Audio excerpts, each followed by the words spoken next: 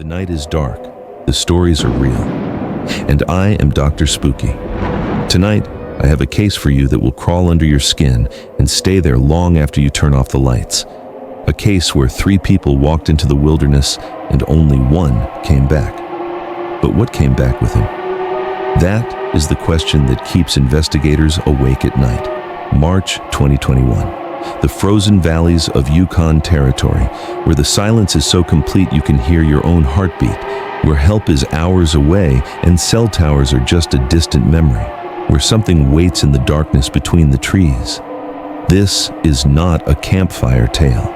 This is documented horror. Real people, real terror, real evidence that the authorities cannot explain, no matter how hard they try. 3 researchers, 12 cameras that all stopped working at the exact same moment.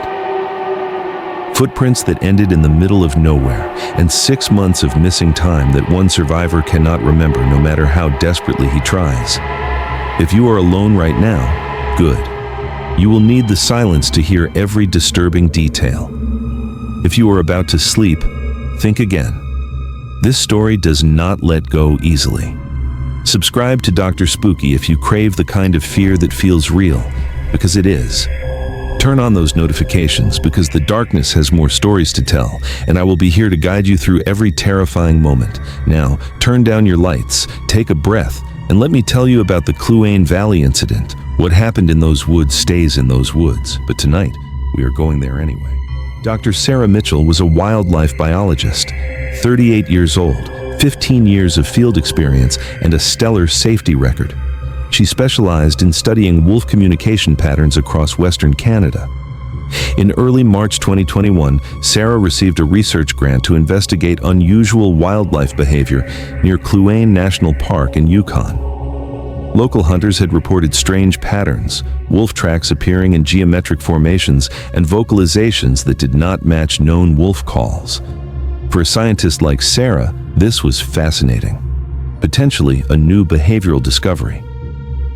She assembled a small team, a graduate student named David Chen and an experienced guide named James Cooper, who had worked in the region for 20 years. They departed March 8th with 10 days of supplies, satellite phones, emergency beacons. Everything by the book. The plan was to document the unusual activity, set up camera traps, record audio samples, and return with data.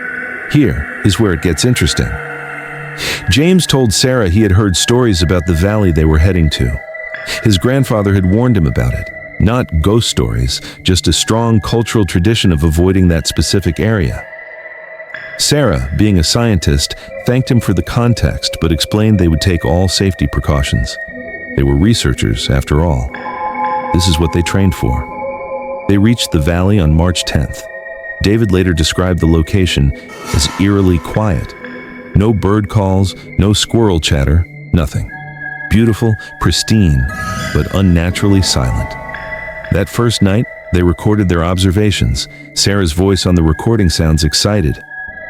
She notes the absence of wildlife sounds and develops hypotheses about why. Then, their audio equipment captured something unusual, a vocalization that Sarah could not classify.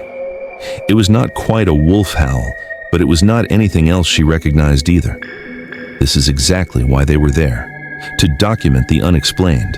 Over the next 3 days, their cameras captured increasingly puzzling images, tracks that appeared and disappeared, audio recordings of sounds that did not match their database.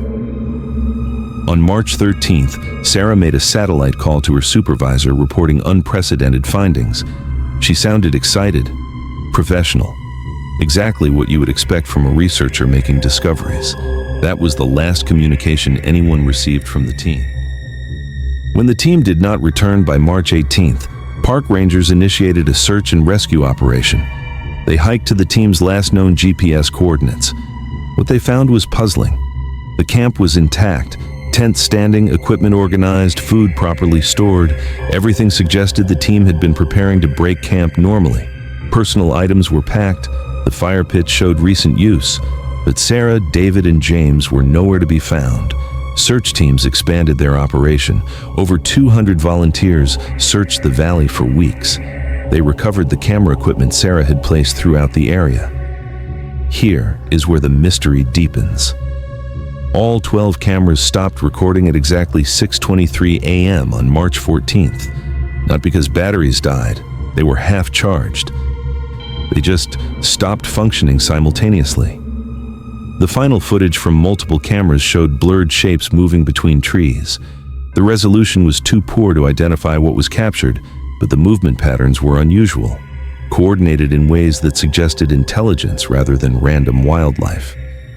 One camera near the camp recorded the three researchers at 6:22 a.m., standing together, all facing the same direction toward the forest. Then, they walked into the tree line together, not running, not appearing distressed, just walking with purpose. After that, nothing. Search teams followed their tracks into the forest, 3 sets of footprints side by side in fresh snow, heading into the wilderness. After about 300 meters, the tracks ended in a clearing. Here is what made investigators puzzled. The snow in the clearing showed a large circular depression, perfectly smooth and compressed, about 20 meters in diameter. No tracks leading in or out of it. Thermal imaging detected nothing unusual. Ground-penetrating radar showed normal soil composition, but the perfect circle remained unexplained. The search continued for months. Sarah Mitchell, David Chen, and James Cooper were officially listed as missing persons. Their families held out hope. Search teams continued periodic sweeps of the area. And then, something unexpected happened. September 22, 2021, 6 months after the disappearance, a hiker found David Chen walking along a logging road 70 kilometers south of the valley. He was disoriented, suffering from dehydration and exposure, but he was alive. Emergency responders rushed him to Whitehorse General Hospital.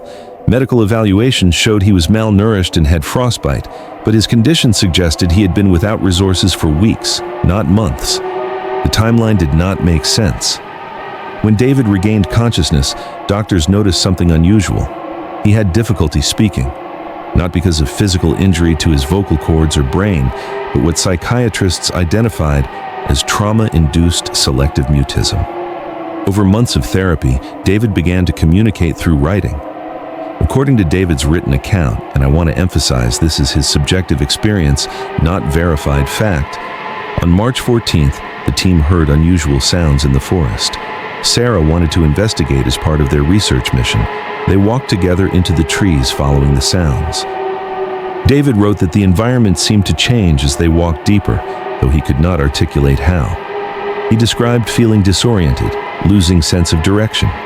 They found something in a clearing that David struggled to describe. He drew geometric shapes that did not quite make sense. His therapists noted this could be his brain trying to process a traumatic experience. According to his account, something happened to James first. David's description was fragmentary and possibly influenced by trauma and survival stress. Sarah apparently tried to document everything. She pulled out her camera, still in researcher mode.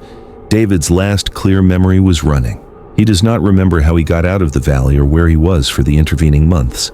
His next conscious memory was waking up on that logging road in September. Now, here is what is important to understand. Trauma can significantly affect memory. David's account could be his mind's way of processing a terrifying survival situation. Hypothermia, disorientation, injury. The Royal Canadian Mounted Police investigated his account thoroughly. Multiple search teams returned to the valley. They found no evidence of the structure or phenomena David described. James Cooper and Sarah Mitchell remain missing. Their families continue to hope for their safe return. The Kluane Valley still holds its secrets. David Chen still cannot remember those 6 months, and somewhere in that frozen wilderness, Sarah Mitchell and James Cooper remain missing. The cameras captured something. The snow recorded something.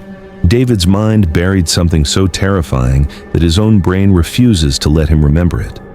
This is the reality of true horror. It does not wrap up neatly with explanations. It does not give you closure before bedtime. Sometimes the darkness wins. Sometimes people do not come home. And sometimes the ones who do come back are not quite the same. The Royal Canadian Mounted Police still have this file open. The families still wait for answers. And that valley still sits there in the Yukon wilderness, silent and patient, as if it knows more will come. I am Dr. Spooky, and this case is now closed for tonight. But the questions? They stay with you. They follow you to bed. They whisper in the quiet moments when you are alone. If this story crawled under your skin the way it did mine, then you understand why I do this. Subscribe to Dr. Spooky for more true horror that refuses to be forgotten. Hit that notification bell because the darkness has more stories to tell, and I will be your guide through every terrifying moment. Check the description below for safety resources and emergency contacts, because while these stories are real, your safety matters to me. Share your theories in the comments below. What do you think happened in that valley? What did David see that his mind cannot process? The community of Dr. Spooky is growing, and your voices matter. The night is dark. The stories are real. And I will see you when the next case opens. Until then, stay safe out there. Stay curious, and maybe, just maybe, stay out of the woods. This is Dr. Spooky signing off. Sleep well, if you can.